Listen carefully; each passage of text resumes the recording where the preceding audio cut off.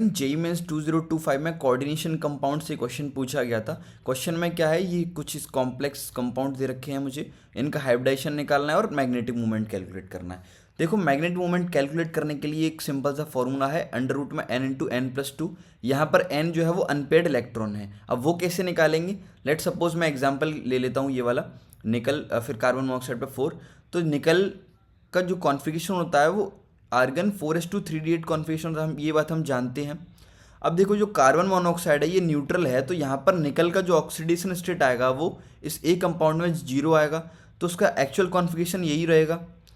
अब मुझे क्या करना है कि इन बॉक्सेस में कॉन्फ़िगरेशन से भरना है। तो एक 8 सब शेल में 8 इलेक्ट्रॉन है, तो 2 3 4 5 6 7 8। अब ये कार्बन मोनोऑक्साइड है, स्ट्रॉन्ग फील्ड लिगेंड है, तो यहाँ पर हो जाएगी पेयरिंग। यहाँ पर एस में भी 2 ये इलेक्ट्रॉन अपने हैं। जब पेयरिंग होगी तो ये वाला इलेक्ट्रॉन यहाँ शिफ्ट हो जाएगा और ये वाले जो दोनों इलेक्ट्रॉन है वो इसमें शिफ्ट हो जाएंगे, तो ये वैकेंट हो जाएगा। तो यहाँ पर जो अपना हाइब्रिडाइजेशन बनेगा वो क्या बन जाएगा, sp3। और जब हाइब्रिडाइजेशन sp3 होगा तब शेप जो होगी वो टेट्राहेड्रल होगी, और अगर हाइब्रिडाइजेशन dsp2 आएगा तो वो स्क्वायर प्लेनर होगी।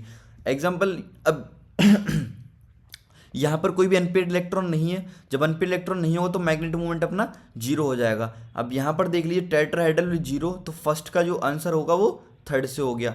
ठीक, अब हम चलते हैं बी ऑप्शन पर, निकल साइनाइड पे 4 और ये 2-। तो जब यहाँ पे मैं कॉन्फ़िगरेशन करूँगा, पहले मुझे क्या है कि सेंट्रल एटम पे ऑक्सीडेशन स्टेट निकालना पड़ेगा। तो जब x ये साइनाइड -1 की शेयरिंग करता है तो ये -4 बन गया, ओवरऑल पे चार्ज -2 इक्वल में रख दिया, x इक्वल टू +2 आ जाएगा। तो जब मैं यहाँ पर कॉन्फ़िगरेशन करूँगा निकल, अब मैं इधर ही समझा दे रहा हूँ आपको।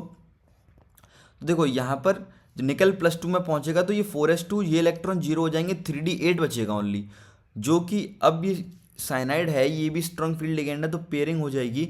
यहाँ पर देखो 2 4 6 8 इलेक्ट्रॉन हो जाएंगे और ये वाला खाली रह जाएगा वैकेंट। तो यहाँ पर जो हाइब्रिडेशन बनेगा वो dsp2 बन जाएगा। जब dsp2 बन जाएगा तो इसमें शेप क्या हो जाएगी, स्क्वायर प्लेनर।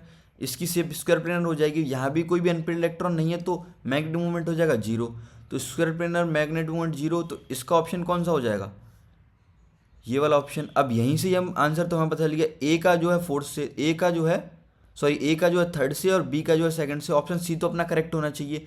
इसी तरीके से आगे भी हम कैलकुलेट कर सकते हैं। डी वाला एग्जांपल ले लीजिए, मैग्नीस है, ब्रोमाइड पे 4 आयन है, तो देखो क्या करना, सबसे पहले ऑक्सीडेशन स्टेट निकालना सेंट्रल एटम पर। ऑक्सीडेशन स्टेट +2 आ गई तो कॉन्फ़िगरेशन करेंगे, आर्गन 4s2 3d5 होता है, मैग्नीस +2 में जाएगा तो ये 2 इलेक्ट्रॉन निकल जाएंगे, 3d5 बचेगा ओनली, जो कि जब कॉन्फ़िगरेशन इसमें फिल करेंगे तो 5 इलेक्ट्रॉन होंगे, पेयरिंग होगी